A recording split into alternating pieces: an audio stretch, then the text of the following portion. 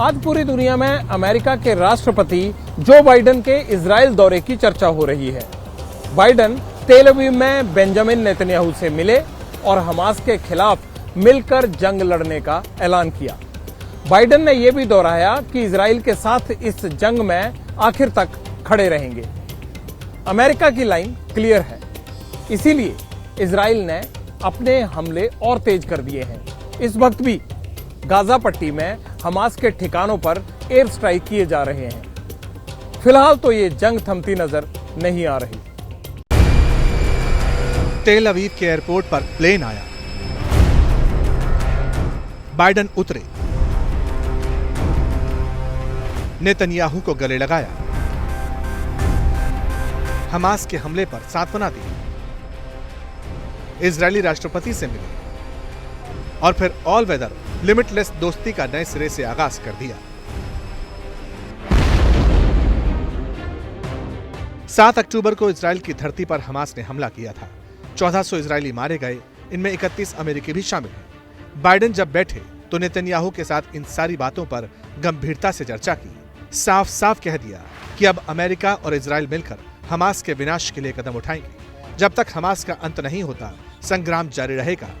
America मजबूती से Israel के साथ खड़ा रहेगा। हमास को आईसिस से भी दुर्दांत संगठन बता दिया। I want you to know you're not alone. You are not alone. As I emphasized earlier, we will continue to have Israel's back as you work to defend your people. We'll continue to work with you and partners across the region to prevent more tragedy to innocent civilians. The United States stands with you in defense of that freedom, in pursuit of that justice, and in support of that peace. Today, tomorrow, and always, we promise you.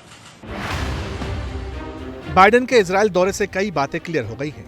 Israel के साथ America इस युद्ध में तन, मन और धन के साथ है। हमास के खात्मे के लिए अमेरिका पूरी ताकत से लड़ेगा। इजराइल और हमास की जंग में अगर कोई स्टेट या फिर नॉन स्टेट एक्टर घुसा तो फिर उसे अमेरिका ही रोकेगा। मैसेज ईरान और हिजबुल्लाह के लिए क्लियर था। बाइडेन ने यह भी साफ किया कि इजराइल से दोस्ती का कोई मोल नहीं है। अमेरिका ने हमास के 10 टॉप लीडर्स को बैन कर दिया। बाइडेन के दौरे पर फैसला तो यह भी हुआ कि हमास को जो फंड मिलता है अरब कंट्रीज से, उस पर भी पाबंदी लगा दी गई। अब बारी नेतन्याहू की थी। उन्होंने भी बिना देर किए अमेरिकी राष्ट्रपति का शुक्रिया अदा किया। नेतन्याहू ने इजराइल पहुंचने के लिए बाइडेन को धन्यवाद दिया।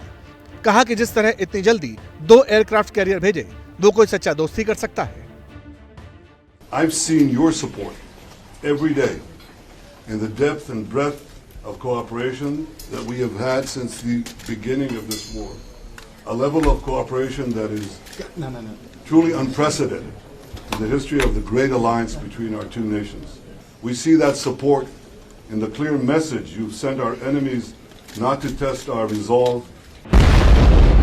इजराइल चाहता है कि अमेरिका हमास के खिलाफ ऑपरेशन में उसकी राजनीतिक और आर्थिक तौर पर मदद करे। इजराइल ने अमेरिका से $10 अरब की मिलिट्री सहायता मांगी है। चीन, मिस्र के अलावा कई मुस्लिम देशों का कहना है कि अब इजराइल सेल्फ डिफेंस के आगे जाकर गाजा पर कार्रवाई कर रहा है, उसे रुक जाना चाहिए। लेकिन इजराइल अमेरिका से चाहता है कि वो गाजा पर कार्रवाई के बाद उसका साथ दे और दूसरे पश्चिमी देशों को भी उसका साथ देने के लिए मनाए। इधर इजराइल की तरफ से एक और बयान आया। हमास को धमकी दी गई। कहा कि हमास का नामो निशान गाजा से मिटा देंगे और गाजा का क्षेत्रफल भी छोटा हो जाएगा। बहरहाल गाजा में आगे क्या होगा ये तो क्लियर नहीं, लेकिन बाइडेन ने इतना जरूर कह दिया कि हमास के खिलाफ जंग आगे खींचेगी, लंबी चलेगी।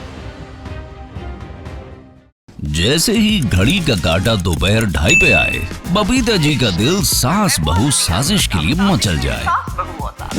और ये है इनकी बहू, पूरे दिन ऑफिस की टेंशन हो जाए गॉन जब ये करें अपना फेवरेट शो फ्री टाइम पे ऑन।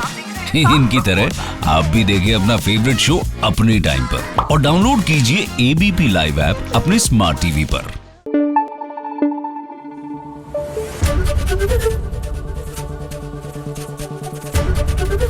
एबीपी न्यूज आपको रखे आगे।